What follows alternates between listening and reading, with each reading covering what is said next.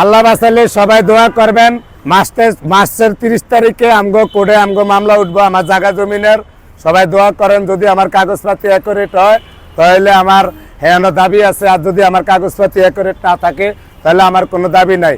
মূলত কথা হয়েছে যে হিন্দু লোক আমার 1,20,00,000 টাকা সম্পদ খায়, উনি আরো বাড়ির ভাষার আরেক মহিলা হিন্দুর ওনার জমিও খায়, আরো এক মুসলমান আছে ওনার জমিও খায়।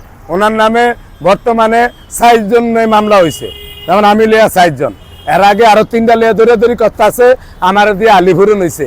তা আমি যে এতদিন যে কথা কইতাম অনেকে বিশ্বাস করতো না, যেমন কেসা খুঁজতে গিয়া অনেক সাপ বাড়িয়ে গেছে, মানে আমার কথা কইতে গিয়ে আরো 3-4 জন বাড়িয়ে গেছে।